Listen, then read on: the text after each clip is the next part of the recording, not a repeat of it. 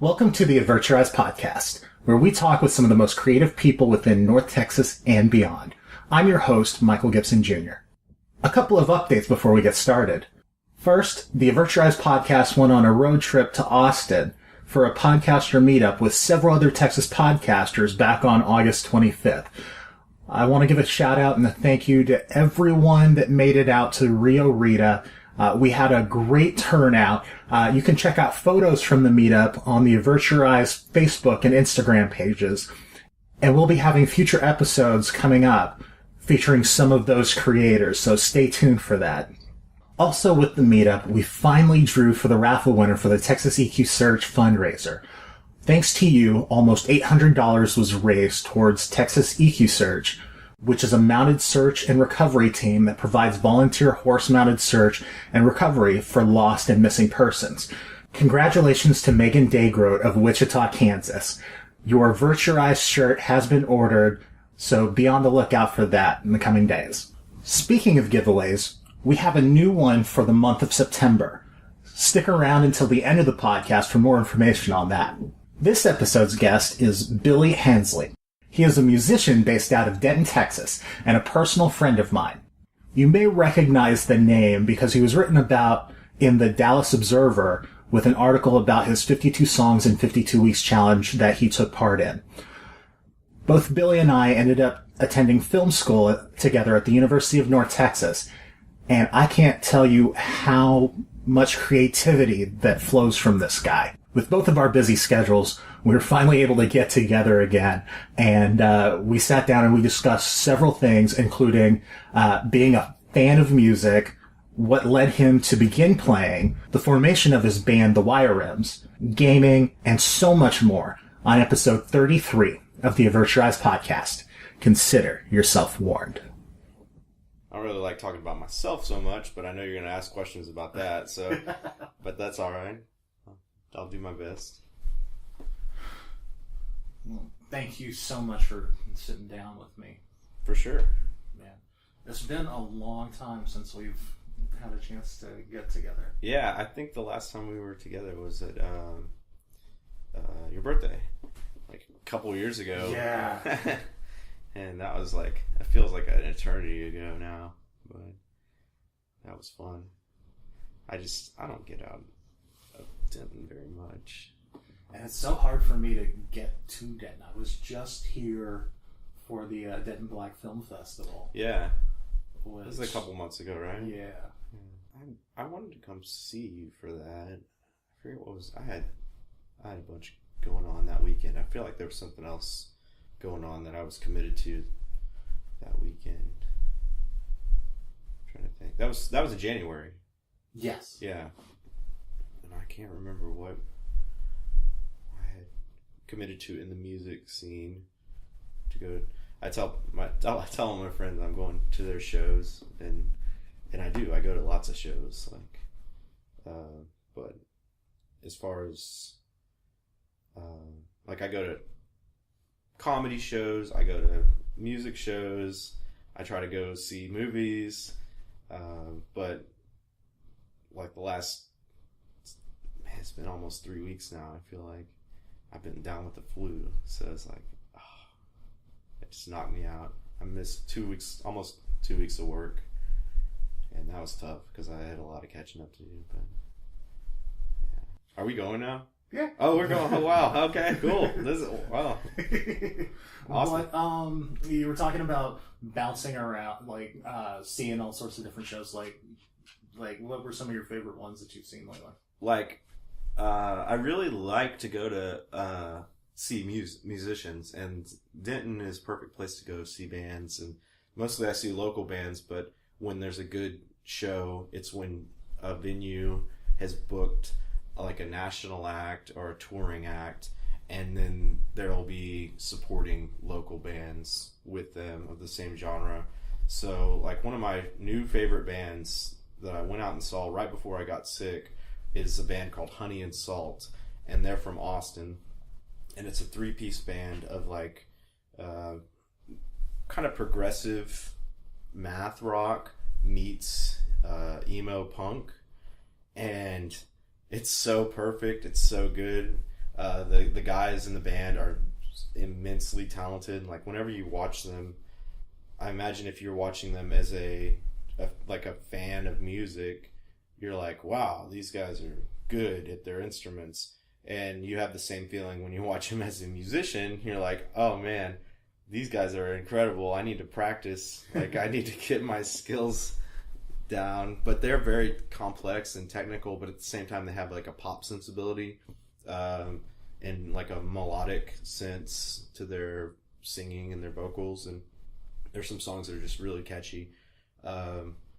So they're from Austin. But as far as Denton bands, man, I feel real bad if my friend Randall is listening to this, because he's in a band called Felt and Fur, and I've missed 2 of their shows because I've been sick, and I had been telling him I was going to go to the one show for like several weeks. I was like, oh, I can't wait to see y'all again.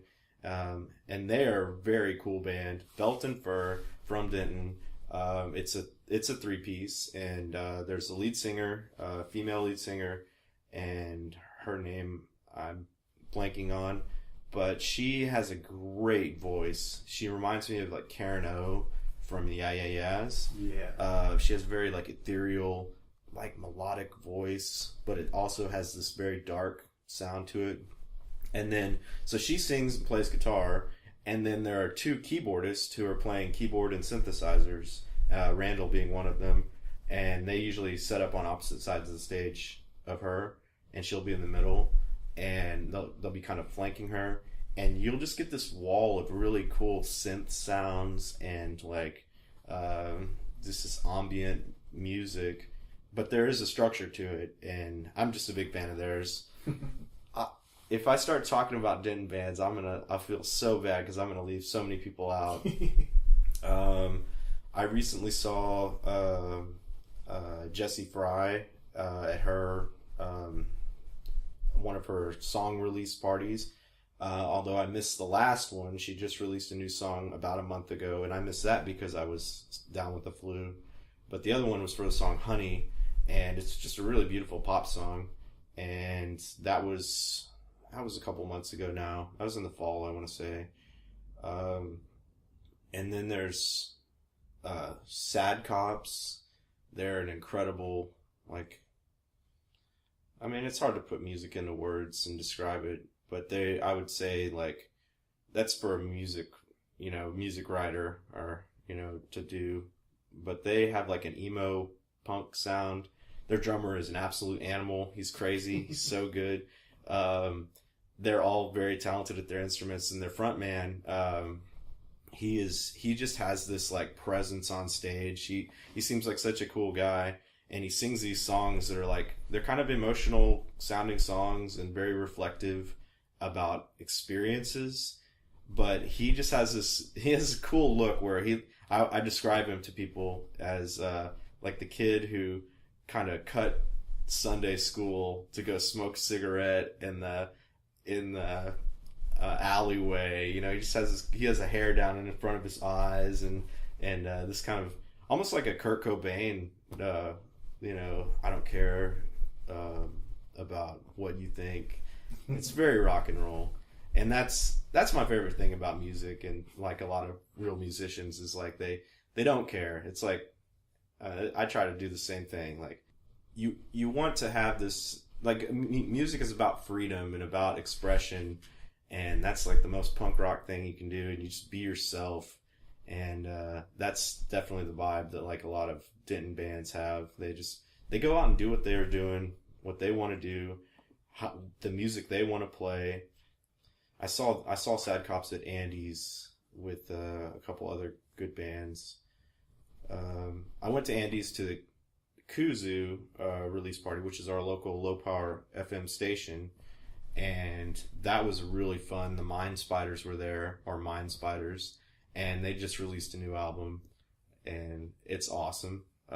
It's incredible. It's like a 3-piece kind of punk band, but with, instead of a bass player, they have a synth keyboardist. Yeah. And he's got some great synth sounds and like these just pulsing rhythms. And I've liked them for a few years now, but their new album is just really the next level. I don't know. I could talk about bands. I'm trying to think. I'm leaving out like 99 bands right now.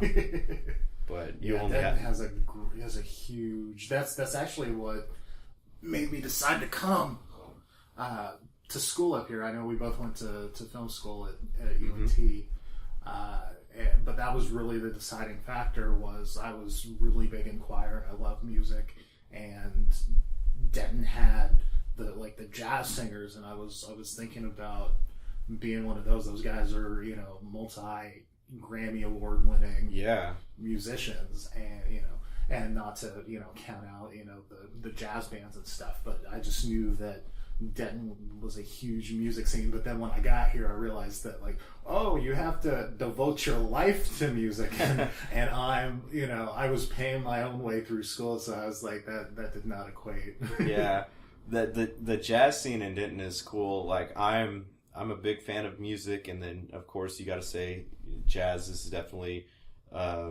it's just another dimension of music where a lot of times when I think about jazz, I think, man, these guys are all they have PhDs, especially in Denton. Yeah. Like a jazz musician is so technically perfect, and they know every chord, every note, every scale, and just every variation. And it's almost maddening as not a jazz musician, because you look at those guys and you're like, man, these guys are like scientists up on stage, and they're just when they have a good groove, or they're gelling and just laying it down, it's like something to behold. And they say jazz is like the true American art form, and it really is. I mean, it's so there's a democracy about it. There's a freedom about it. There's so much freedom in jazz. It's just freedom of speech, freedom of expression.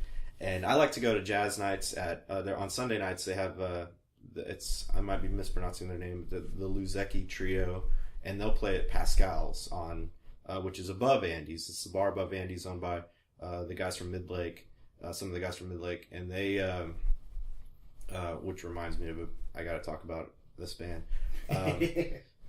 But it's cool to go to Pascal's because it's kind of fancy. I always feel like they're about to shoot a Killer's music video there or something. There's a lot of velvet and it's a very dark room and books on the wall and old books. And there was a painting of Ernest Hemingway, I think. I don't know if it's still there. But it just has this cool feel to it. But I got to say, speaking of Midlake and those guys, because they're true Denton legends. I mean, their ability to write beautiful music and then actually have it take the next step and go out into the world.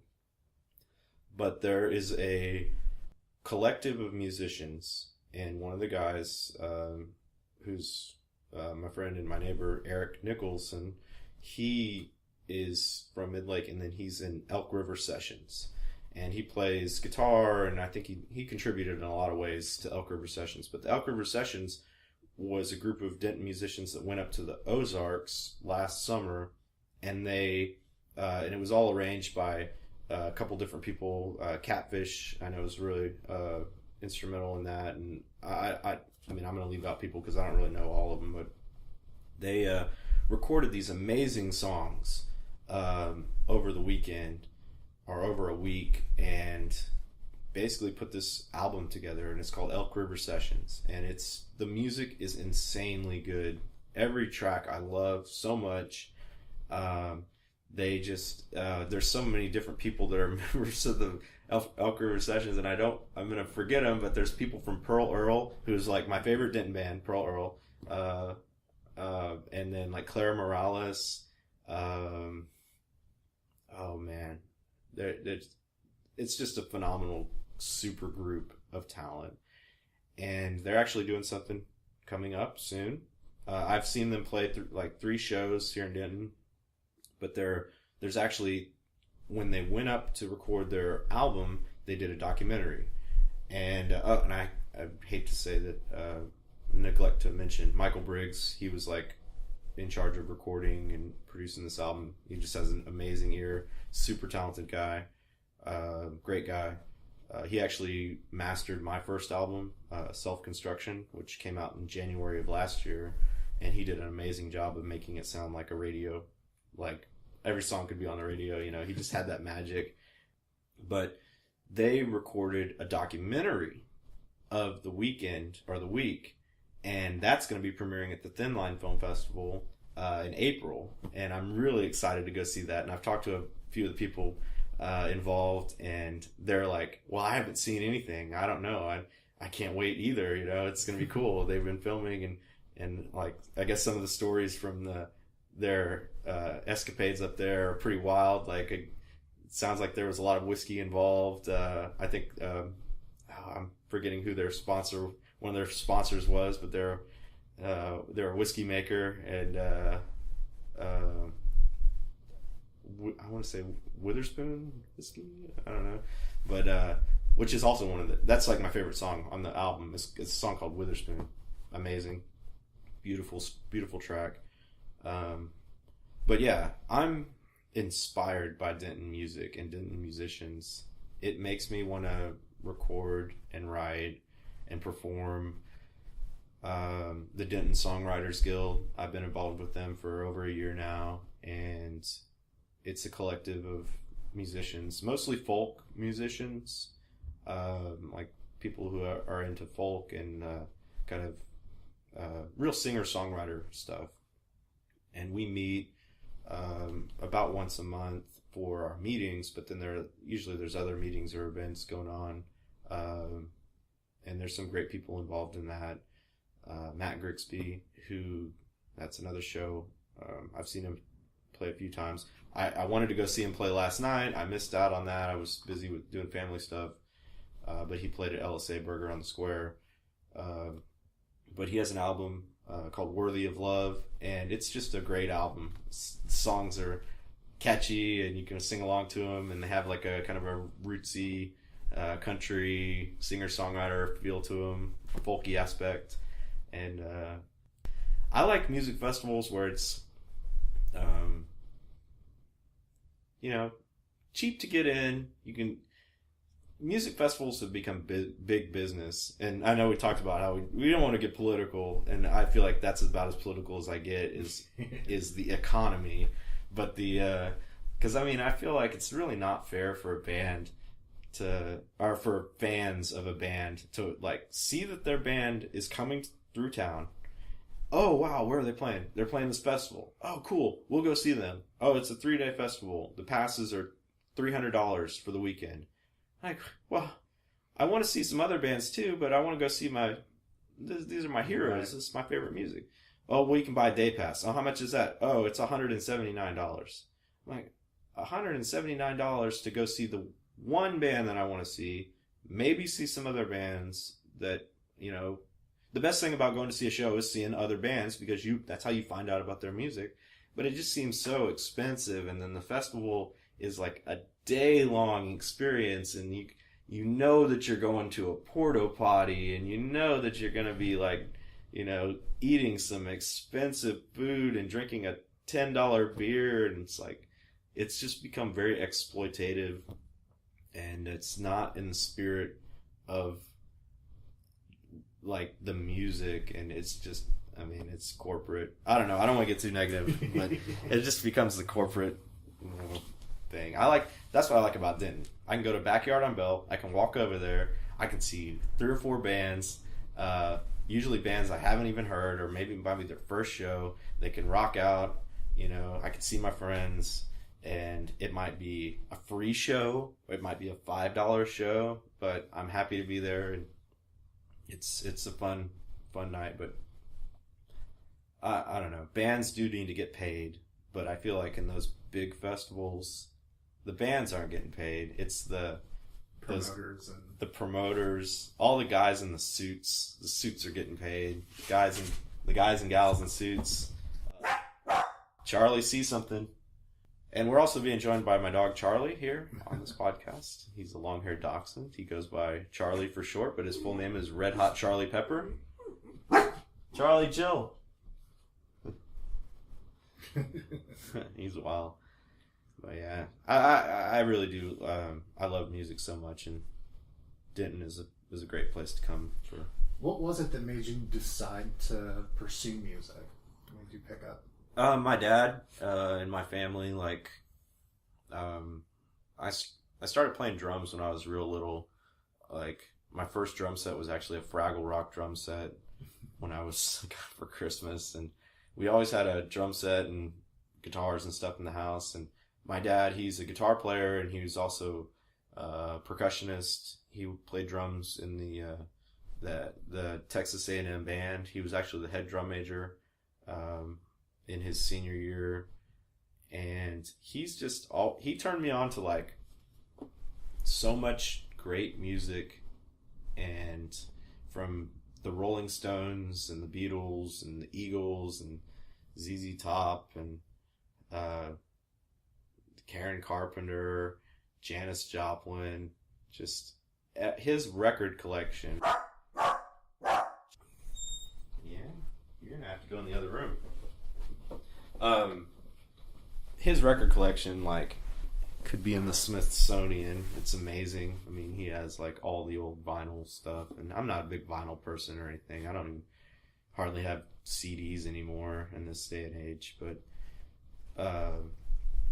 when I was like about probably 4 or 5 years old, I started playing drums, and my older brother had a drum set that we bought from a family friend. Actually, it was one of our cousins. And that drum set I have today in I call it the drum room, the music room. And then when I was about in 5th grade, I started playing guitar. And I thought I was going to be in trouble. My dad, he's a pilot, and he was out on a trip. And I'd never picked up the guitar, ever.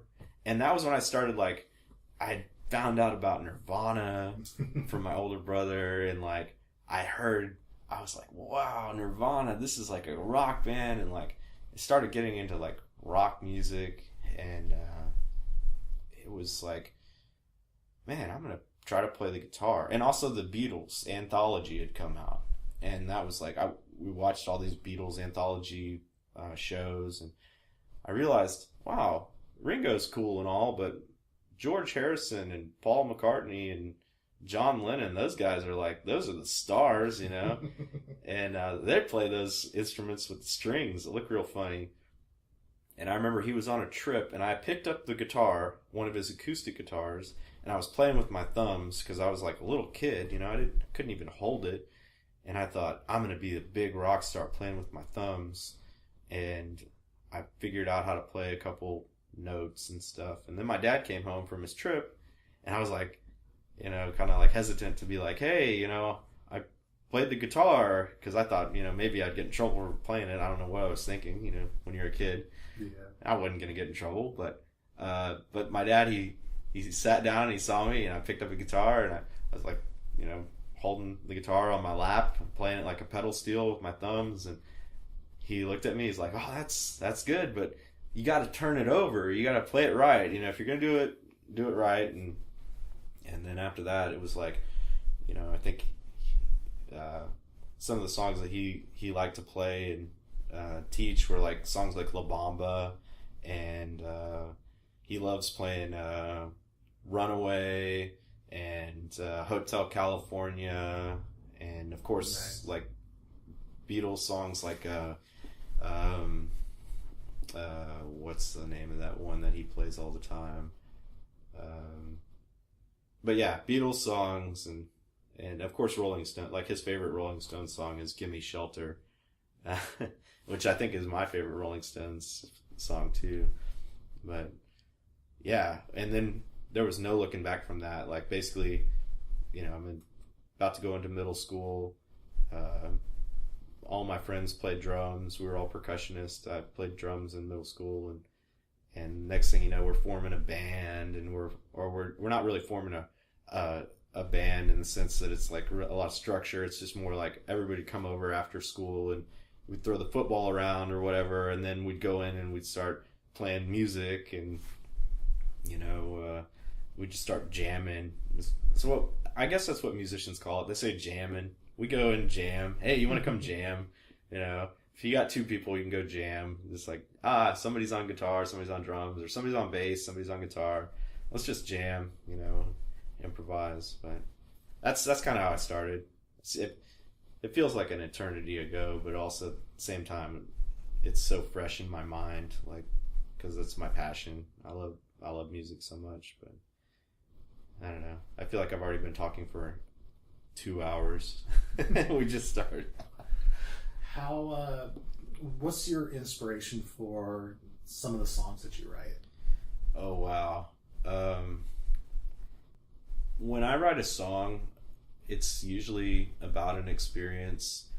It has to be about an experience, really, to have that true feeling of, people say music is art, and, they start throwing out terms and stuff. And I don't think of myself as an artist or whatever, but I guess an artist does draw from experience, and that's how they show their art to the world.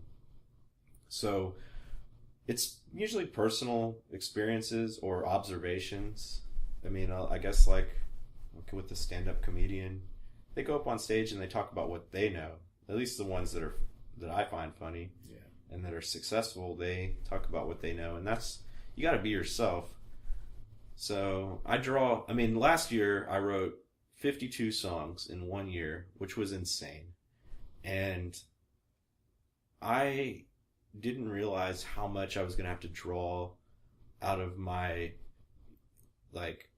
brain and out of my heart and out of my soul to make these songs. Because, you can be inspired by other bands, by their chord structure and things like that, and you can write in the musical style. But then once you start adding lyrics and start adding the content of the song, that's when you really have to be like, oh wow, I could just write a song about sandwiches,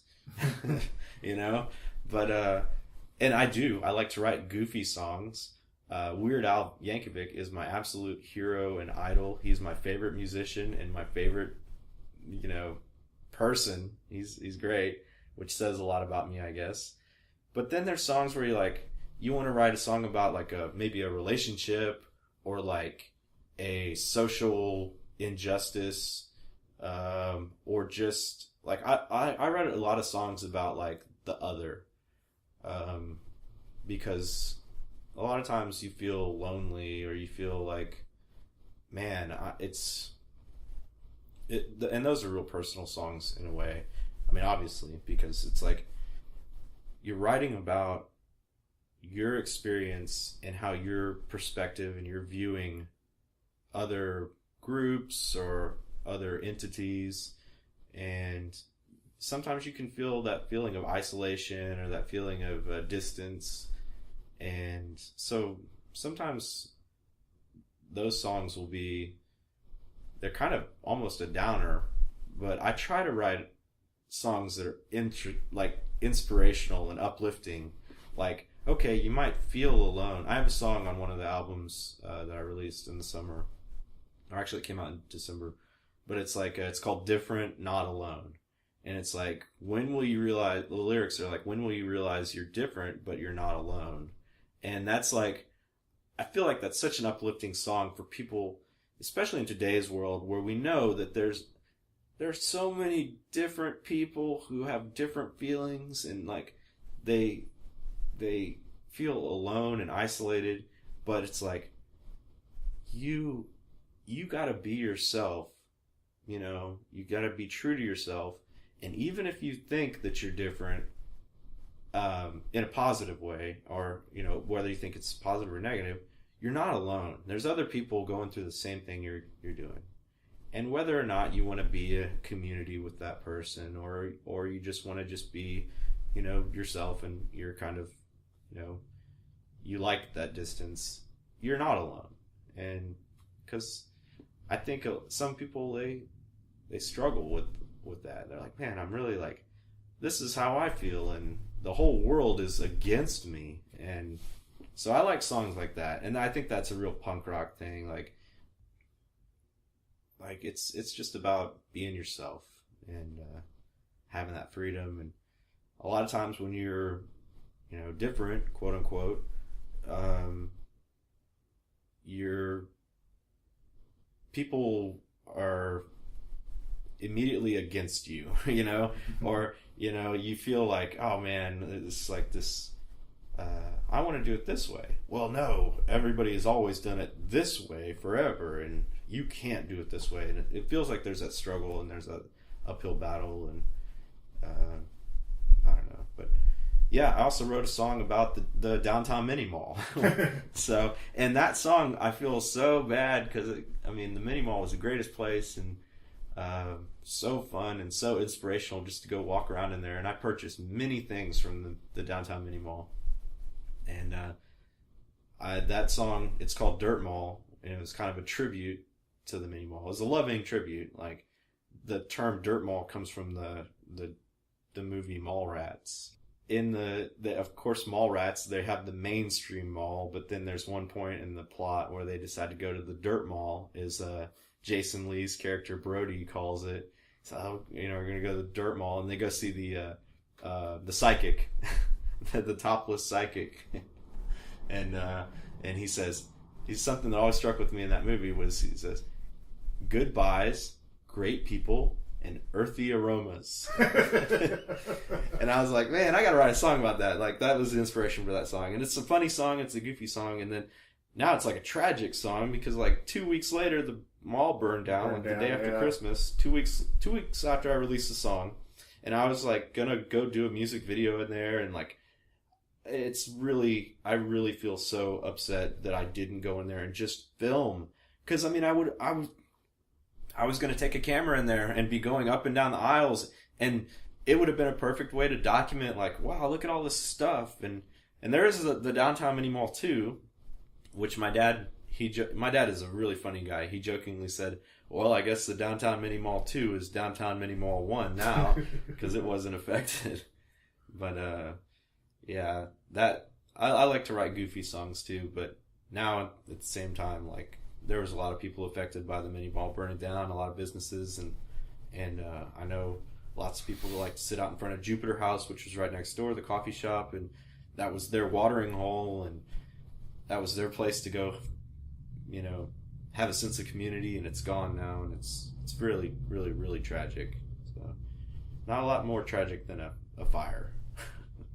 So, but yeah, I don't know if that it captures anything that you ask about what inspires me. I'm inspired by, like, lots of stuff. So,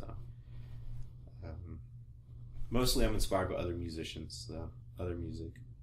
Who all makes up the band? Well, that's the next step right now, and that's really exciting.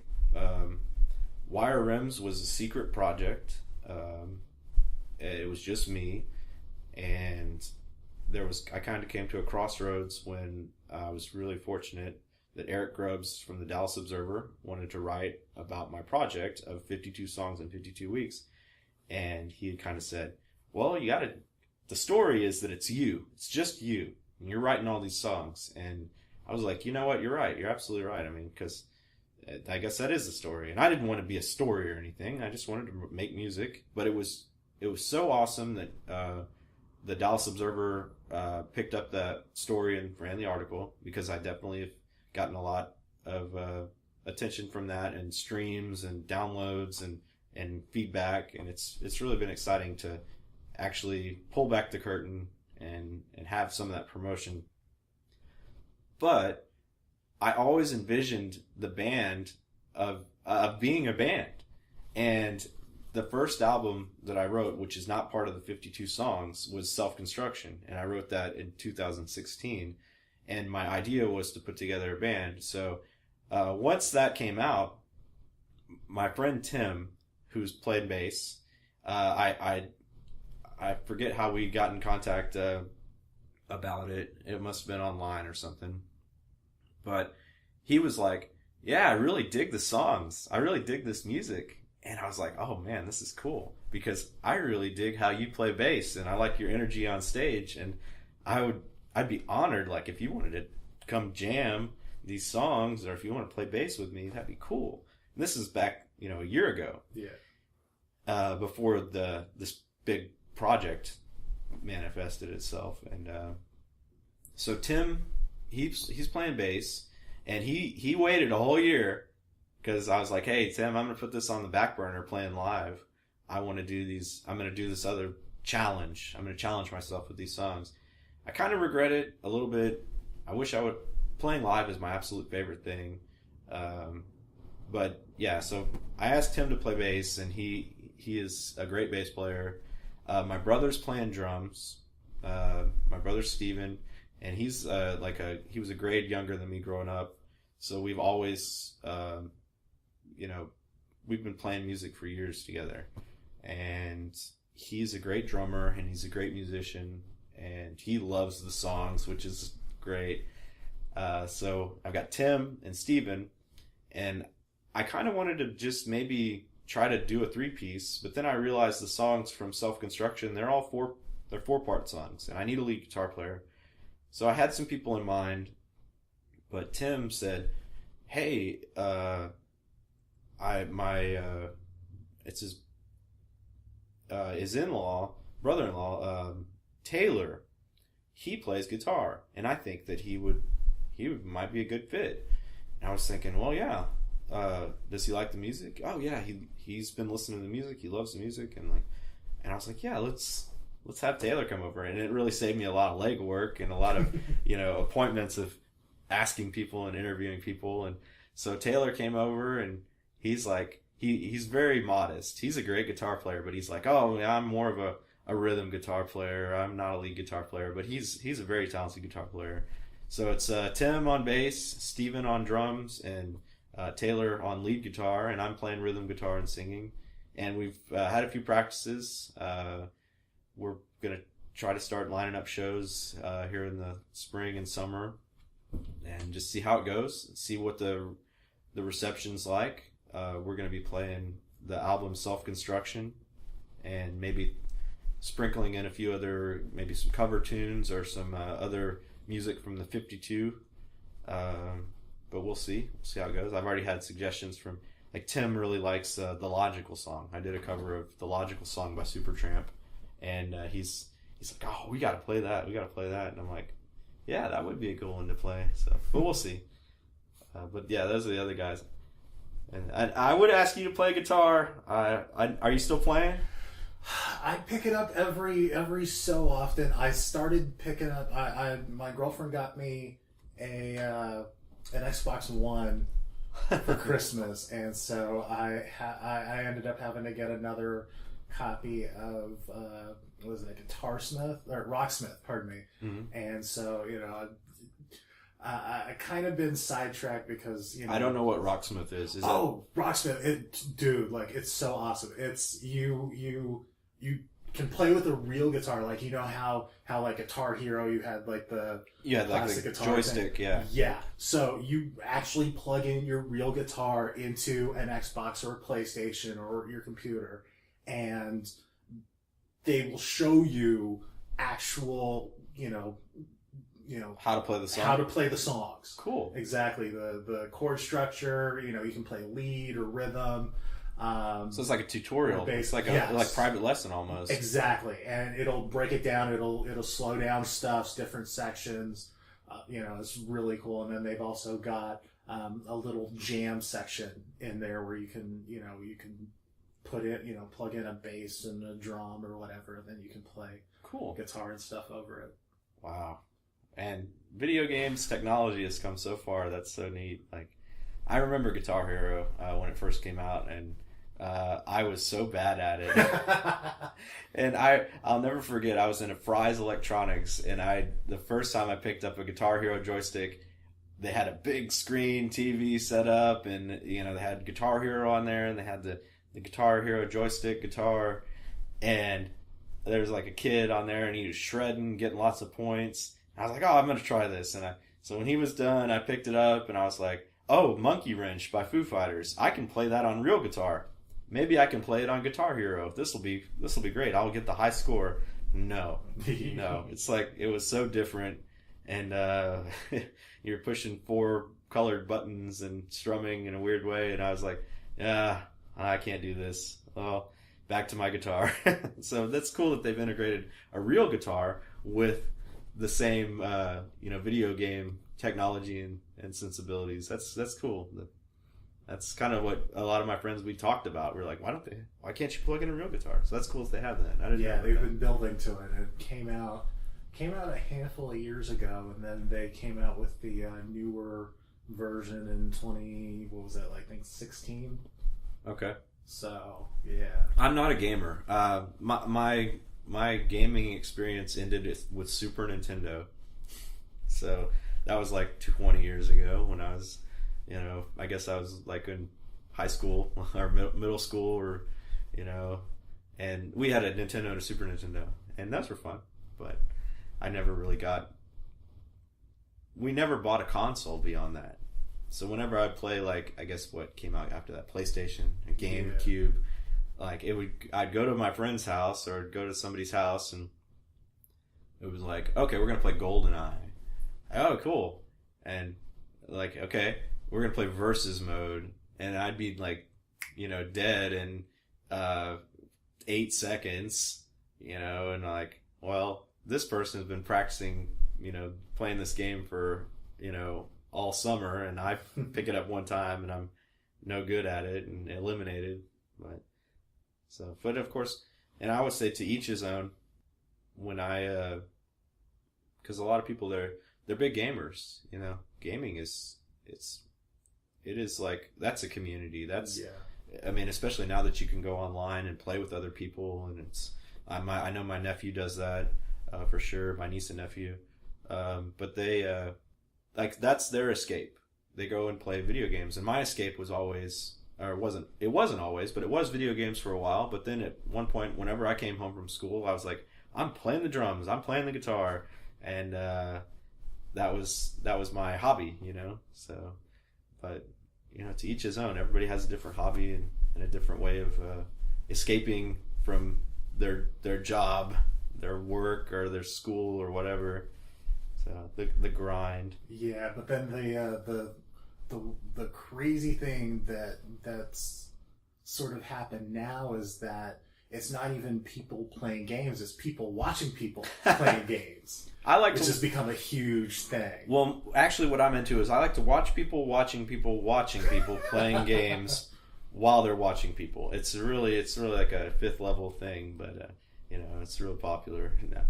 I've done that. I've because of everybody has a nostalgic sensibility, and I'm pretty nostalgic. So I actually found this guy, and he's probably way old news, way old, unhip, or maybe he's not. Maybe he's still very relevant. I haven't watched it in a while, but he's called Angry Video Game Nerd, and he had a YouTube channel, or he has a YouTube channel, and there was another guy called Aqualung Video Games or something, and what they do is they go play these old Nintendo games and Super Nintendo games, and I was like, well, that's cool. I remember me and my brother renting a game on a Friday after school and working our way through it over the weekend, and usually not getting very far, because back then you couldn't save a game. You were just once you were out of lives and out of continues, it was over, and then it was time to go get some sunshine. But I mean, video games are great, and I like the nostalgia factor. Same thing with music. I listen to old music too, and old movies. What was some of your favorite video games? One of my favorites of all time is definitely DuckTales off Nintendo. That was great. Of course, Super Mario, the Super Mario World game on Super Nintendo was great. Me and my brothers, we always played sports games too. Like, we played John Madden football before it was like Madden. Now it's Madden. Now it's like a whole nation of football players, and it's like the actual player names and stuff. But we were playing like John Madden, like 94 or something, and but it was a great place to play each other or play our friends, and it was very competitive because it was very simple. There wasn't a whole lot of strategy involved. We played the best baseball game on Nintendo is called Bad News Baseball, and I really encourage people to look for it because the gameplay is really fun, and also it has all these cutaway scenes because it was made in Japan, so they have these cutaways. Like if there's a close play at second base, the game, you're either going to be safe or out, and the game would determine that, and then they would show a cut scene of like a close up of cartoon characters sliding in, and then the umpires in that game famously were these pink rabbits. It was so ridiculous. I don't know the minds, that come up with this stuff, but it was a fun game, and the best part about the game is it was very playable. It was very easy to play, and it wasn't complicated. And that's what I like about old games. What about you? You've been playing games as long as I have, I'm sure. Yeah, we had we got the regular NES, but that was like way back in the day when everybody was already switching to like the Genesis and stuff. And yeah. My dad got Sega. Got one used, Nintendo used from somebody who was getting rid of theirs, and so it came with like a whole bunch of games, and so loved the original Mario. The one that we loved playing was this Micro Machines. Oh yeah, racing game. That was fun. And so like we would be the tanks, and like me and my brother would shoot each other, and stuff as we're going around like these work desks. And, yeah, you're driving around on the desk or on the the pool table. Yeah, that was a fun game. I actually might have that. I still have all my old Nintendo games in my Nintendo. I don't know how well it works now. That was a fun game. It was a very fun game. And then eventually we went to the Genesis, and we came with the Lion King game, and so like I beat that in a day. That game was awesome. It was very cool. It was so beautiful. The 3D in it, like 3D feel, the background and everything moving around. Plus, it was a really fun game to play. I remember that. We didn't have a Sega Genesis. Our neighbor did. But also the Super Nintendo version was very similar. But I think the Sega version of that was amazing. It was what a fun game. And then I think somebody, I don't remember who, got a PlayStation for like Christmas or birthday or something. And I remember I became addicted to the Resident Evil series. Okay. Up until I think it was like 4 or whatever, and then I couldn't play anymore because the controls just got so ridiculous. It was like I ended up splitting. I ended up from there getting a PlayStation 2, which like Final Fantasy VII was was such a beautiful game, and the storytelling in that was just amazing. But then I ended up splitting and getting an Xbox, and so I'm an Xbox guy now. And I forgot what I was trying to say.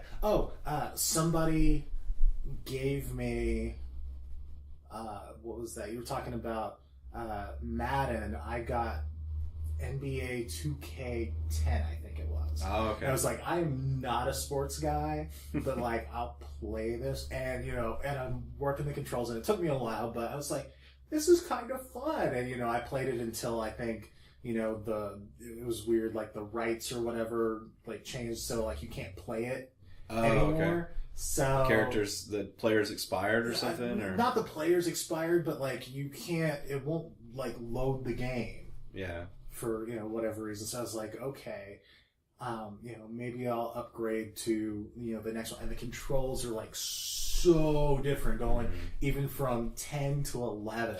It was just like I was like, I can't continue. That's the way I feel. I can't keep up with and kids nowadays, they're like so good and they're so intuitive, right? And they can just pick up a game.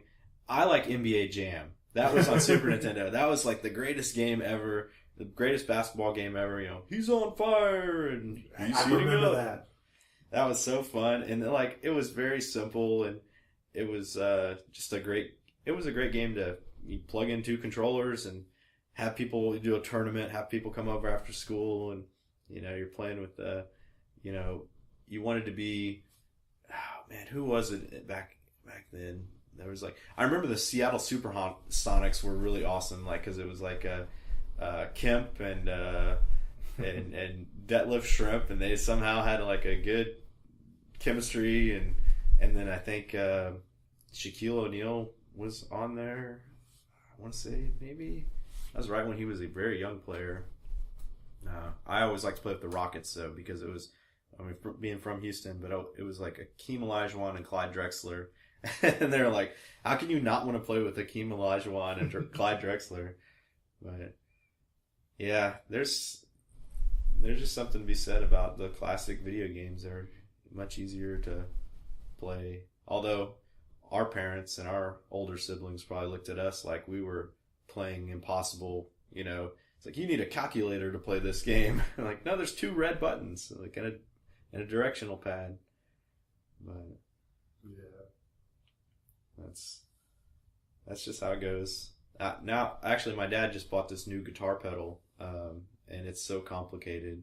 It's very cool, but I just went over to his house yesterday to try to figure it out, and it's pretty complicated. We're in the early stages of kind of, how are we going to speak this pedal's language? Like, you got the instruction manual out, you're looking at the box, you're plugging in stuff, and I'm a very minimalist person. Like, I like simple stuff, and I guess that says a lot about me. I just like to plug in the guitar and play, and I'm a plug and play person. So same thing with video games. I just want to plug it in and play. But although the technology of streaming now, being able to stream, like, I'm a big Netflix person, that makes it so easy to watch, you know, so much stuff, and you don't have to get up and put the DVD in. You're not, and like, you know, I guess in the old days people had to get up to go to their TV to turn the knob to change the station. Now it's like, you don't even have to get up to put the DVD in. You can just sit there with your, you know, Roku remote or your Apple TV, and everything is at a push of a button. And I don't know, I guess there's something really lazy about that, but yeah, it definitely simplifies things. Like, I do take part in Netflix and stuff, but when it comes to music, it's very, you know, everybody's in this download, you know, sort of mindset. But, and I do, if I, you know, on occasion, if I find a particular song that I like, I will, you know, go out and get the song. But usually, you know, I am an album guy. Yeah. Like, I still believe in, you know, getting the album, because, like, you know, yeah, that one song may be a hit, but it's part of the story that the band was trying to tell within their album overall. So how is it that you feel? I agree. Being like a musician, I liked, like, that was in my formative years. Well, they're all formative years, I guess, still. But pouring over an album, like opening up a CD and smelling the jacket, and like reading the lyrics and reading the personnel of the band and the liner notes and who they're thanking, and looking at the goofy pictures and stuff. Like, there's just something about that, and you're doing that while you're listening to the album. Yeah. So you've got this very intimate thing going on where you've got this audio, and then you've got this tactile sensation, and, you know, you're looking at the pictures and everything. And I still have all my CDs. I could never sell my CDs or my video games or whatever, but it's just little memories. They're all little memories. And now with Spotify, absolutely love Spotify. I can listen to that anywhere, put it in my car, and I don't have to lug around a binder full of CDs or something. So I mean, each one has its advantages. But as a musician, like, I mean, I released those 52 songs last year, and only the Self-Construction album is on a record, like on a disc, a physical copy. Maybe eventually I might print some of the other ones. We'll see. It really wasn't the plan, but I do like to be able to hand that out or trade. I love trading it with other musicians. You know, go to a show and trade. Hey, here, take this album. I'll take this album. Which reminds me, one of the earliest albums I ever traded was one of our ska. I was in a ska band called Skamikaze, And we went and played a show, or no, we went to a show with down in Houston at Fitzgerald's, and there was this young band who was starting up, and they were really, starting to catch fire, and they were called the Ataris, to tie it into video games again. Right. And the Ataris, and they became a very big band. But I remember being at Fitzgerald's, and I had a copy of our first album, Scommunism, by Skamikaze, and I traded it with the lead singer of the Ataris, and he traded me one of his albums, and it was just a really cool thing. And like, I was, that was awesome. That was a great moment for me. I'll never forget. He was wearing a Domino's pizza delivery jacket. Like, that was what he was wearing. I thought, oh, this is so cool. This is when I was in high school. I was looking up to this band, like, oh man, these guys are great. These guys are seasoned veterans, and they're probably only like 5 or 10 years older than me. I don't know, but they like, I just looked up to them like, wow, these guys are awesome. And I always look up to bands like that. But that was the first time I ever traded a CD that I can remember, and what a cool trade, because then the Ataris became like a real big deal, and of course Skamikaze became a huge deal. No, we broke up after high school, but what was it like for you to actually take me back to what it was like to experience listening to one of your songs on the radio for the first time? Oh yeah, that is a magic moment. It's very magical. I like to think about the movie That Thing You Do, which is kind of based on like the Beach Boys and like those early rock bands where they're all sitting in their car and they turn the car stereo on and are like, hey, it's us, we're on the radio, and they're all sitting at the malt shop like listening to their music on the radio. I kind of felt the same way, like but nowadays it's a little different because they give you a heads up. They're saying, hey, we're gonna play your song, and you're like, okay, I'm gonna tune in. But it's very magical, like to hear it, to be able to tune in a radio, and 10 years from now, people are going to be like, what's a radio? Actually, nowadays, people are like, what's a radio? But to tune in on the radio and hear your song over the airwaves, there was just this feeling of accomplishment. Like, wow, I sat in my room and scribbled lyrics down and scribbled down chords, and then I've played and worked hard to record this, and then to mix and master, and then now it's being broadcast, and it was very special. Like, I've been very lucky to have a lot of songs on the Loud and Local station. I had one of my songs played on the local ticket. 1310 The Ticket is my absolute favorite radio station. No offense to other stations, but it's a sports radio station, but they mostly talk about music and movies and TV. And they played it on their local, it's called The Local Ticket, with DJ Mark. And having that song on there was so cool. Like, what a cool moment. And then, of course, there's internet radio stations, too. There's, like, that will put your song in rotation. And that's really cool, too. Like, because I know, it's cool to tune in the radio, but to be able to go right online and, wow, okay, I was on an internet radio show, and like, and the show is in the UK or whatever. It's like, wow, this is really neat. Or even if the show's like right in our own backyard, it's cool that, somebody put together a playlist and you're on it and people are hearing your music, and they might hear your song and be like, oh, that was okay.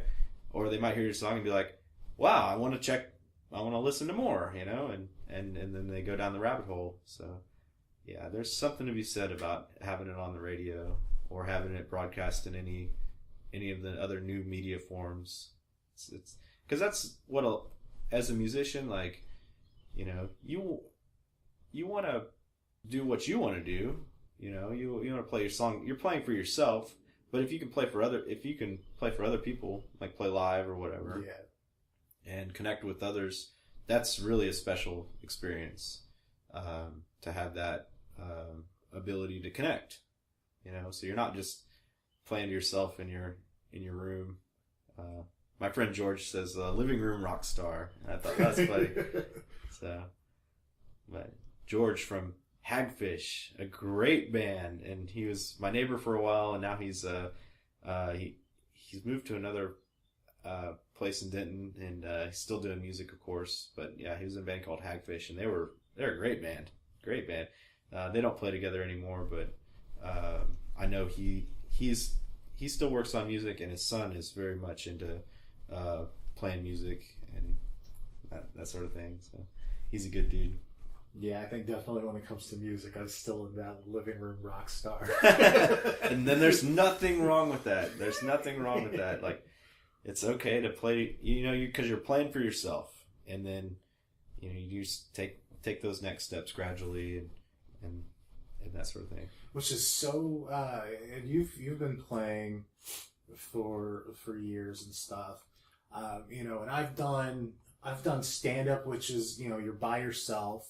Mm-hmm. Performing, and I've performed improv where you're performing but you have no set, and the idea right now of going in front of people and playing music is so terrifying for me. Yeah. So what is it like for you to how do you get over that? Well, it's so cliche, but it's just about confidence, and how do you build confidence? And well, you got to practice, and you just got to be confident with what you're doing, and also you have to have a I don't care feeling. You don't have to care. Who cares what they think? Right. And whether you're a stand-up comedian or you're a filmmaker or you're, I guess if you're a chef or something, you kind of want to care. You don't want to spit your food out, but it's just about you got to do the hard. There's hard work behind the scenes before you get up and put your face in front of that microphone, and plug in your amplifier or whatever. And so the best thing to do is just be as prepared as possible. And with improv, you might not necessarily be prepared to do that prompt, but you've prepared yourself to do improv, so you know what to do and you know how it works, and it's the same thing with music. You might not be I used to do a lot of open mic nights, and I'm the worst about remembering lyrics. That's my hardest thing. And when I go to an open mic night, I would want to do cover songs. I'd always do 3 really different songs from different genres. So I'd always bring my lyric sheet, and I could tell sometimes if I really knew the song, I'd have the lyric sheet as a crutch. But I wasn't looking at it. But then there was times I was I'm going to play this song. And I was you'll be in the second verse. You just finished the first chorus and you're this is a big train wreck. This is a disaster. I'm not prepared to do this. But at the same time, you just can't care what the crowd thinks. They're going to think whatever they think. And, that's the tough thing about being an artist. To get the reception, if consistently you're doing something and the crowd isn't into it,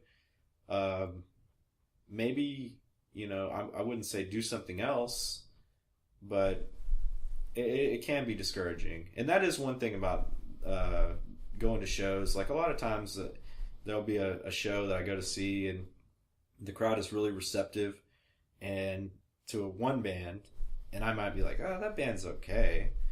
And then another band comes up there and they're great, but they haven't really gotten a fan base yet or anything like that. So the crowd, their friends aren't in the crowd. So everybody's out, going to smoke or going to do something else. Meanwhile, this other band is up there just really killing it. And it's oh man, what a bummer, because at the same time, you don't want to care about what the crowd thinks, but you definitely vibe on that as an artist. Right. Whether you're a comedian or whatever. As a comedian especially. Oh. You gotta have some... You don't want to be playing to a silent room. Right. Because one of the... I've told this story before, but I'll give a very abbreviated version of it. Where one of the first times I ever did stand-up, it was the very second show that I did. And the guy right before me bombed. Oh no! Nobody laughed, and the guy ended up doing a "Stop me if you've heard this," as his last finale joke. Yeah. And he gives the setup, and somebody else in the audience yelled out the punchline. Oh. And he walked up to the mic stand, hung up the mic, and it was the longest silent, walk of shame off the stage, and my heart's beating out my chest, because I was just like, he died. They ate him alive. Yeah. Like, oh my God. Like, he's toast. How are they gonna take me? Or whatever. And so I ended up, and I won't even say the joke that he did, because it was a very, very bad joke. But like a lame joke, or like an offensive joke? Highly offensive. Oh, dear. And, so, and it was also funny because it was that crowd was a very fraternity heavy crowd. So, from listening to some of the other people, joking how they were with some of the other people. But the guy right before me just died on stage. And so I was, they had us write our intro or whatever. And so I was like, the guy's reading off my card. He's like, this guy's originally from Jamaica, but blah, blah, blah, blah, blah. Ladies and gentlemen, Michael Gibson. And so I had bought one of those, this is, you remember me back when I was in school. I was very clean shaven and whatnot. Yeah. But I had on one of those, like, Jamaican hats with the long dreads.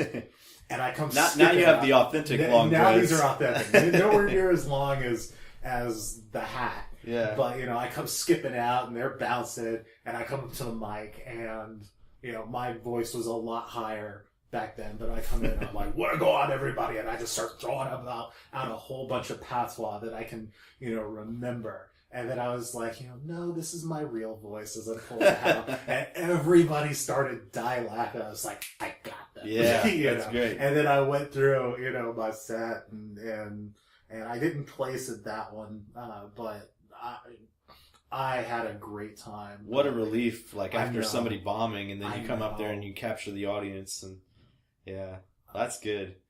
I know. I was so terrified backstage. Yeah. Oh man, you're out there waiting in the wings, like, this guy, they're gonna, they're eating him alive. Now, what are they gonna do to me? I know. Yeah. But I think people want to enjoy whatever it is that you're giving them. Yeah. They're at least there and want to be receptive. Nowadays, the thing that I really worry about is attention span. People's attention span is so short, and it's like channel surfing, or like, people just, so as an artist, as a musician going on stage, or a comedian, yes, you only have like precious moments to get their attention and try to hold it. And so if you come up on stage and like, say you might have a strong set of material, or a strong set list, and your first song or your first joke doesn't grab them, man, it's like it's the old saying, first impressions. Right. But now it's like first impressions are even more fleeting. Yeah. I love the Denton comedy scene. I'd really love to talk about comedy, and me. I mean, we've known each other for years, and I've always been a musician. I've played and everything, but really, I feel like I love comedy. Like, comedy is like my true passion, and like, but I mean, I it's weird to say that. Music really is I feel like I have more of a talent for music, but I just love comedy. I love to go to comedy shows. I love to watch funny movies and funny TV shows and stand up. I listen to stand up comedy all the time on Spotify, which is a perfect platform for comedians, because they can put their albums on there, but yeah, the Denton comedy scene is really just really burgeoning. I've seen different comedians for a couple years now, and I've seen them refine their sets. I've seen them bomb. I've seen them kill it. I've seen people come and go, and there's some people that have been around for a while. And whether it's an open mic night, or we had the North Texas Comedy Festival back in October, I want to say, which was super fun. I've seen that scene grow, that community grow. And a lot of times I'll go to an open mic night and everybody there is a comedian and everybody there is performing. And I'm the only person there that's not performing. I'm going to see, like, it might be me and one other person, you know, that's not on the quote unquote list. You know, they always say, are you on the list? Do you want to be on the list? You know, list. Everybody's talking about the list. And I'm like, what list are you talking about? I'm here to watch comedy, you know? And but what's funny is Joe Coffey, or well, now he goes by Joey Johnson. He would always do that to me because he knows I'm a musician, and I actually played an open mic night one time at Bearded Monk, and it was all comedians on the bill, and I thought it was like an open mic night for, you know, anything. And he was like, "Yeah, it kind of is, but nobody ever does anything." I was like, "Well, I brought my guitar," and he's like, "Wait, yeah, go ahead and do some songs." And so I played like a couple songs, and you know, people liked it and everything. People were like, "Oh, cool," you know, it's a change of pace. And but ever since then, like when I do go up there, it's funny. He'll see me and he'll be like, "Oh, you want to be on the list?" I'm like, No, I'm here to see comedy." Now he doesn't even ask me; he knows. But I like to go up there and see the comedians, and there's some really funny guys, guys and gals. The female comedians are really underrepresented in Denton. I wish, you know, we had a little bit more diversity in the comedy scene, but there are some people that go up there and they're consistently funny, and I'm so proud of them. Like I always say that about other musicians and other comedians and filmmakers or whatever. I always say, "Oh, I'm so proud of you." Like it feels like a very like a parental thing. Like, oh yes, you know. But I really do. I have this sense of pride for what they're doing, and then also what the city does. You know, as a community. So it's fun to go see comedy shows and, you know, events. Seen some wild stuff for sure. Cool. Well, as we're getting close on time, so sure. I'm gonna try to wrap up here. Like, what do you see are some of the pitfalls that you see musicians enter into? Oh wow. Well, I mean, I know them because I've done all of them, but there can be the politics of the band. Like if you form a band with people that you get along with, you're going to be doing a lot better than if you form a band with people that you don't get along with, or people that can't stand the same schedule or whatever. Man, there's a lot of things. I don't know. Like it's just. That's kind of a. I know you're trying to wrap up, but that's kind of a big question. But it's like you just got to go out and do what you got to go out and try stuff. That's the biggest pitfall, the biggest mistake, I guess, that you can make is if you give up. Like if you go out and try something, it doesn't work, and you just give up. Like, man, what are you doing? Like, no, give it another go. Maybe it was the audience. Maybe it was. You know, your preparation, you just need to prepare a little more, you know, you never know with that sort of stuff. And it's just about being true to yourself and going up and being prepared. I mean, you want to be prepared because like you said, the audience has a certain expectation. Well, if it's an open mic night, they might have a much lower expectation. But if you're actually playing a show like with, you know, or you're on a bill or something, like the audience, especially if they're paying, they have an expectation of being entertained. So you want to be ready for that. You want to be prepared, and you know, you don't want to let them down. But yeah, there's lots of pitfalls out there. The worst thing you can do is be negative, like in anything in life, whether you're an entertainer or not. It's just negativity. Like, what? We don't have time for that. Like, let's be positive. Let's have fun. Like, let's talk about good stuff and not talk about, you know, well, this guy, every time I see him, he does this and I don't like that. Well, you might not like it. Somebody else might like it. And at the same time, he might like what he's doing. You know, he probably does. That's why he does it. So, or this band, man, I go and see them and they're just noisy and la la la. And like, no, like they might be connecting with people. You know, you might think it's noise, but other people might think it's a symphony. So Yeah. No. But just be positive. Speaking of positivity, how do you define happiness? Oh, wow. Happiness. What is happiness? That's really the question. What is happiness? How do I define it? One of my happiest moments was, and I'm going to lose a lot of people on this, the Astros won the World Series last year, the Houston Astros, and that was an exciting moment. I watched with my dad and my brother. We've been Astros fans for all our lives, and it just felt like such an exciting thing because they had never won the World Series. Yeah, exactly. They could win the World Series this year, and it would be exciting, I'm sure, but it wouldn't be as special. And, I was talking about Joey Johnson, Joe Coffey. He's a comedian here in Denton. He's a big Eagles fan. And we talked about, the Eagles just won the Super Bowl. Right. And I know a lot of Cowboys fans hate that. And Cowboys have, 5 or 6 rings. They've won the Super Bowl that many times. Everything they do. They haven't won in a while. They've had some hard luck, in recent years. But the Eagles, that's their first Super Bowl in, it's been 40 or 50 years of agony and never reaching the top. And the Astros, same thing, 50 plus years of being a baseball team and never reaching the top. So that's a different form of happiness because you're happy that you won, but you also, it's exponentially greater, I think, because of how far you've come.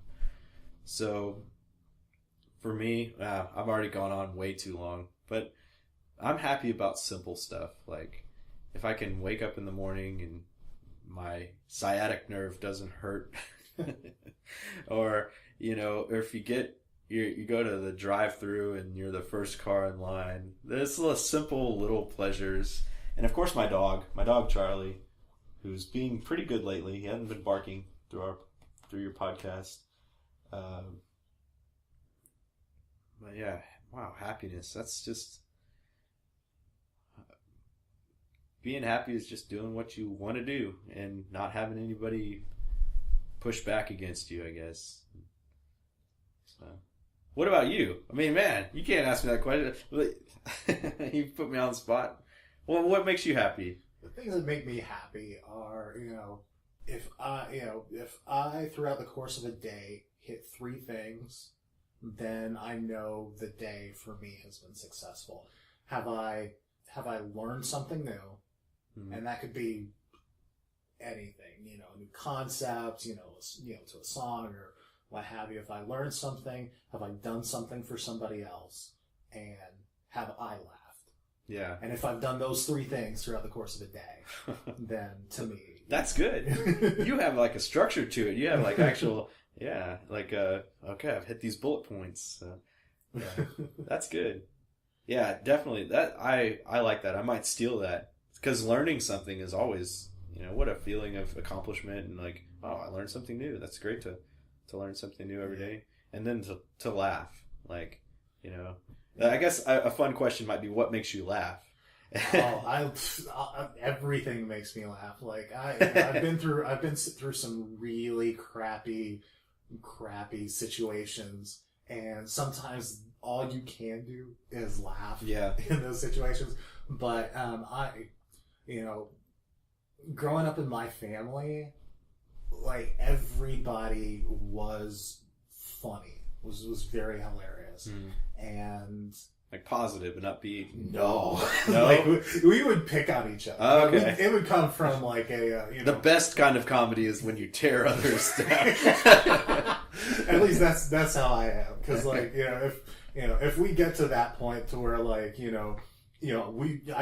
that's how I really like you, is if I can throw shade and stuff your way and you can throw it back. Yeah. And you just know that you're like, oh, it's on. Here we go. Yeah. That's cool. That is golden, but mostly that. But then also, I'll be in situations I would have, when I went to film school, for me, my end goal was to go to New York and be a writer for Conan or Saturday Night Live or something. So, I'm constantly listening to things that people say, or I'm listening to the news or whatever. I'm like, okay, how could I turn that into a joke? So like and so I'll sit there, even if I'm in like a very dead serious meeting or something with somebody, I might crack a smile because I'm like, okay, I could, there, because I'm always looking for the joke in a moment. No, that's what I always like about you, because you do have that, like, you have a very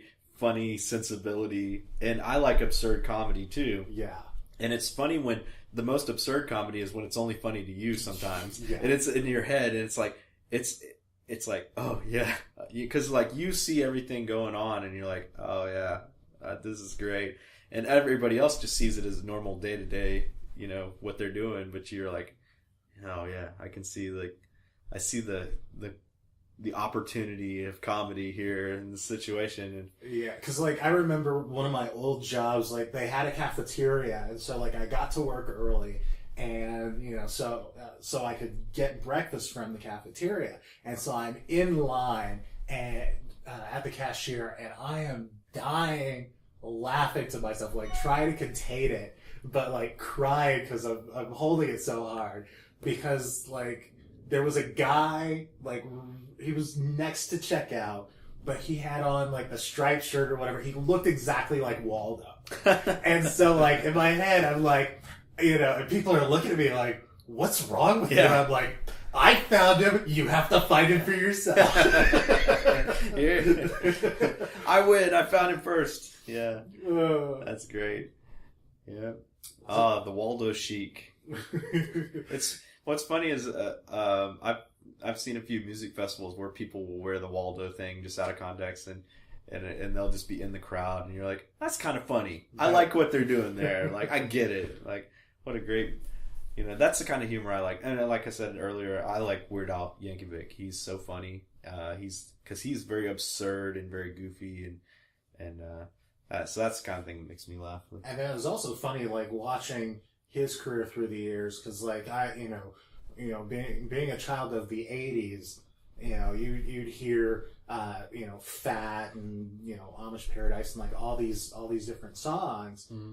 and like he was very creative for touching on a song, like poking fun at the thing that everybody could latch onto. But then on top of that, he's a musician himself. Like, he's an incredible musician. And that blew me away. Yeah. He is marvelous. Like, you're absolutely right. I mean, it's not fair when people have that much talent. You know what I mean? It's like, why? How can you be? And then, of course, he did UHF, the hilarious movie. And, he just has all that going on for him. And that's why I really respect Weird Al Yankovic in that sense, because he will it's usually like just right on. He hits that note, and it's just like, yeah, that's great, And then there's lots of people who don't like him, but whatever, I guess to each their own. To each their own, yeah. So that's the way it has to be. Everybody can't be doing the same. Everybody can't be Weird Al. No, they can't. There can only be one Weird Al. Yeah, he's the greatest. Go ahead. How do you define success? Well, success, I guess, is being happy. So, and I can't really define being happy, so I guess I don't really have a definition of being successful. I mean, success is just, doing what you want to do, and,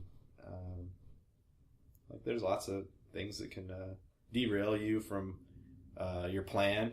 You might have a plan to do something, and you might feel like you've gone off the tracks for a minute, but you just gotta pick yourself back up, and all those cliches and metaphors or whatever. But I mean, as far as personal success for me, I would really like to be able to do music for a living.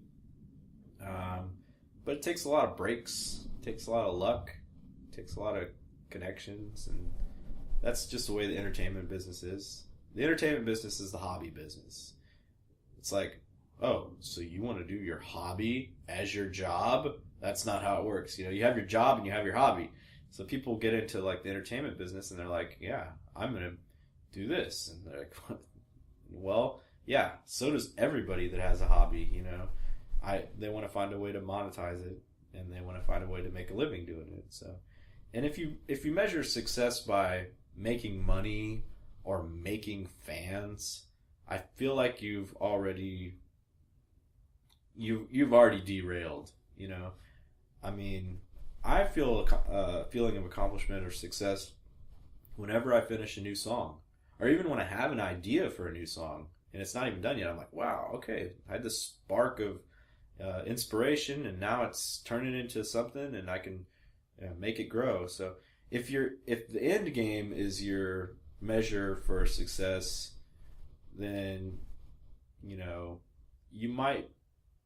might be one of those like self-defeating prophecies, because you might never get there.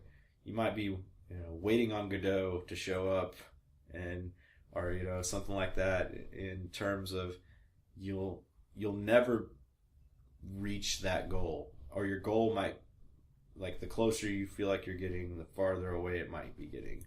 So sometimes you got to think about just what's near to you, But I definitely want to be able to do my hobby as a living, but so does everybody else. So what would you tell somebody wanting to become a musician? Oh, wow. First of all, you got to listen to music. Like, you have to listen to a lot of music. I dabbled in screenwriting, and I still like to write. Try to, that's something I feel more long term for me. But with a lot of screenwriting conventions or books or people I've talked to, screenwriters, they tell you, if you want to write a screenplay, you got to read screenplays, and you got to watch movies, and that's how you can write a screenplay. You got to read books. So with a musician, it's the same way. If you want to write a song, you got to be able to listen to the song, break it down, listen to the different artists, find your own style, and but anybody can do it. That's the secret. Like, a lot of people say, "Oh, I can never do that. I can never." And like, well, with that kind of attitude, you never will. But really, you can. Just start practicing. There's only a few chords you got to know, and then you can be playing an infinite amount of songs. Learn 2 chords. I mean, learn 3 chords, and you can be Nirvana. No. No, I don't want to take anything away from Nirvana. They were like, that was one of the bands that was like, oh wow, this is cool. These guys are, they're doing it, having fun. So. Side note, who are your top 3 bands right now? Right now? Yeah. Oh wow. Well, not Father John Misty, that's for sure. No offense to Father John Misty fans. I'm sorry. That's a bit. Top 3 bands right now. Wow. Or even top 3 that you're listening to right now. I listen to a lot of punk bands. So, I love punk music. Lagwagon. I've been listening to them. The Fat Records bands. 2 of the albums that I did last year for the project were based on Fat Records bands. And Fat Records is a record label. Fat Wreck, like a car wreck, and then chords, like a guitar chord. So they call them Fat Records. And so there's tons of bands from Fat Records I listen to all the time, from NoFX to Strung Out, No Use for a Name, Lagwagon, Bracket. These are the bands that I grew up listening to. So I listen to them for nostalgic purposes, but also a lot of these bands are still coming out with new albums. There's new stuff coming out all the time. But I guess if I was going to say my favorite bands of all time, I mean, I like the Pixies. Pixies are great. Frank Black. Solid choice, yeah. Yeah, Joey Santiago, Kim Deal, David Levering, who have a really cool story about David Levering. I don't know if we have time for it, but I'm trying to, because I know that you're hungry. We want to get some lunch. So yeah, we can. It's it's whatever. I don't know how long it has to go, or I feel like we've already been talking forever. I can talk. Okay, we're gonna go to lunch, and I'm gonna keep talking your ear off about stuff, but yeah. I've been listening to a lot of different genres too. I've been listening to EDM music, and I've been listening to, I like hip hop. Kendrick Lamar's last album is amazing. Damn. I think Spotify, the best part about Spotify is I can go from listening to hip hop to pop to rock to punk. It's all there, you know. You can listen to a symphony, like you can listen to stand-up comedy. And I jokingly said that about Father John Misty because Father John Misty, he's about to headline the Fortress Fest in Fort Worth. Yes. Are you a Father John Misty fan? I've never heard of him. Okay. I don't want to turn it into a big deal, but I heard so much about people love Father John Misty. Oh, Father John Misty, this and that for so long. And then like a while ago, I was like, well, he came out with a new album. It was called Pure Comedy, I think is what it was called. And I was like, well, I'm going to check this out. And it feels like a 2-hour long album of Elton John songs that have no chorus. They're just verse after verse after verse. And like, I was like, well, I dug in deeper. I listened to his other stuff. And now I'm a little more educated about him as an artist. And I definitely respect him as an artist and as a person. But then I thought about, man, this music, like, it's not for me. But he's very popular, you know. So, and it's exciting that he's a big deal and a big name, and he's coming to Fortress Fest. But I don't get it. I don't get it. So that's what's fun about Spotify too. You can listen to those bands that you would never buy, or Spotify or iTunes or any of the streaming stuff, even YouTube. You can listen to people that you would never ever listen to.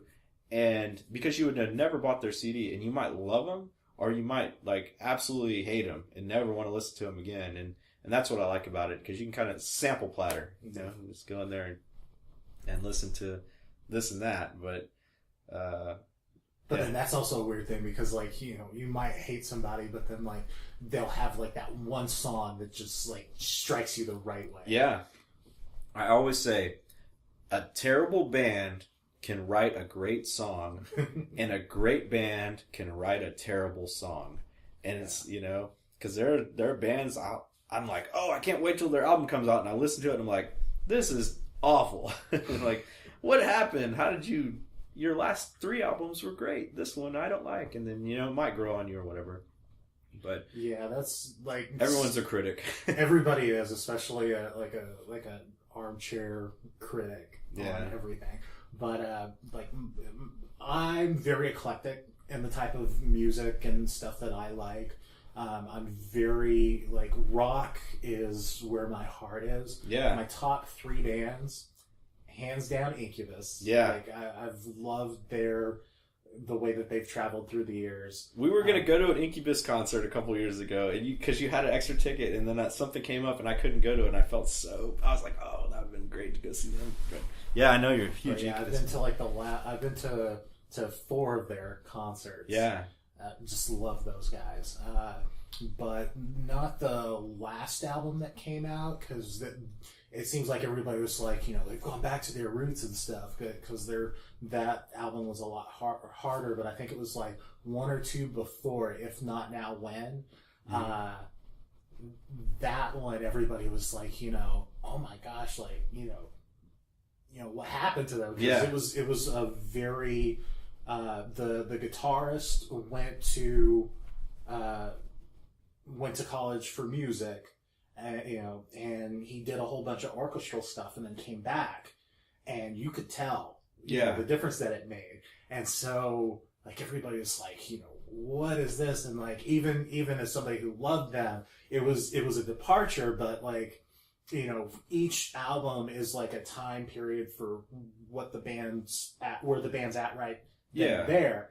But, you know, at the first hearing of it, like, they had some great songs, but overall I was kind of like, you know, this isn't the Incubus that I knew, but, you know, it took several listenings to it. I was like, this is a solid album. Like, it's very musical, and, you know, and they're trying new things and stuff, and, you know, you know, I really enjoyed it. So that they can't write science over and over again. Right. You know what I mean? They came close this last time. Yeah. Oh, I'm gonna have to check the new one out then. Yes, you do. Like, they played it. It got some radio play.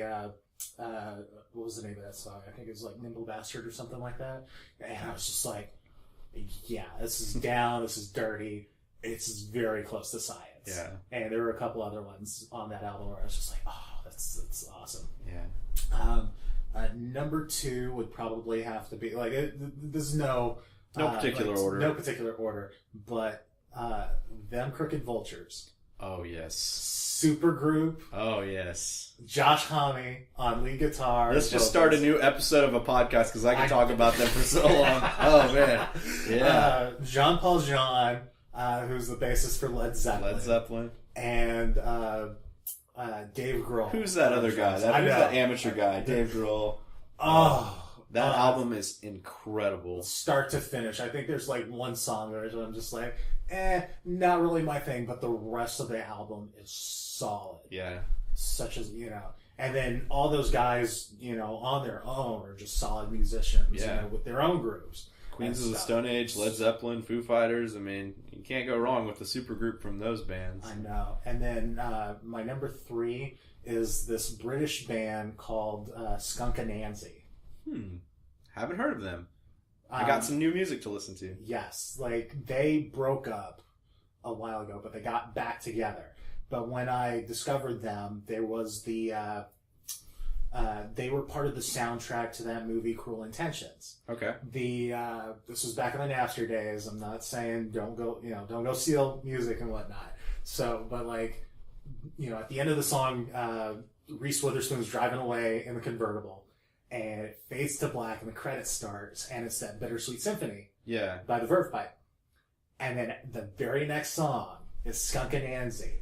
And I can't remember the name of the song that plays. And it was just like goosebumps. I was like, the voice of the lead singer is this black British chick. And, and also another thing, like, if you can play with an orchestra, like, that's a cheat for me. That's how you can get to my heart. Music.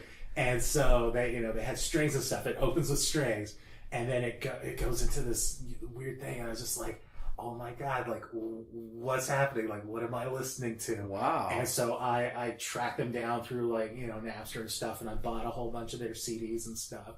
And, I think a year or two later they broke up, and I was, like, so forlorn. Yeah. But then they got back together, and they're making new music, and, oh, God. Cool. Wow. And see, you were sitting through the credits of a movie, and it wasn't even like a Marvel movie. You weren't waiting for the next tease of a superhero or anything. That's awesome that you hear in the credits of a movie to find an artist. And that's what's so cool, like how you can go down the rabbit hole. Yes. You're like, wow, here's this one song. And you're right. In the days of Napster, or the days before then, and I talk about Fat Records. Fat Records is a punk label. And they would release compilations that were like $2 or $3 of all the bands on the label. And they were perfect because it was like a sampler. You listen to the album and you're like, oh, I like this band. And you've only invested $2 or $3. Well, oh, I like this band, and this band, and this song. And then you go out and buy those bands' music on their albums. And then next thing you know, you're getting a collection and you're starting to get, all that together. And the other thing I would do that with is soundtracks. And it's funny you mentioned that because like some of the first albums I ever bought, CDs I ever bought, were soundtracks. I bought the soundtrack, well, I guess it wasn't technically a soundtrack, but it was called Songs in the Key of X, and it was inspired by X-Files. Okay. And it had Frank Black and Danzig and Foo Fighters and REM and all sorts of... And Nick Cave and the Bad Seeds. That was the very first time I'd ever heard the song Red Right Hand, which is one of my favorite songs ever, and it always has been since then. And I'll have to check that one out. I don't think I've heard of that. So that's cool that you can get that from a soundtrack. That's neat. And I guess lastly, as we wrap up, so we've probably done a whole other podcast. In part 7 of this podcast. What would you tell your younger self? Oh, wow. That's a funny question.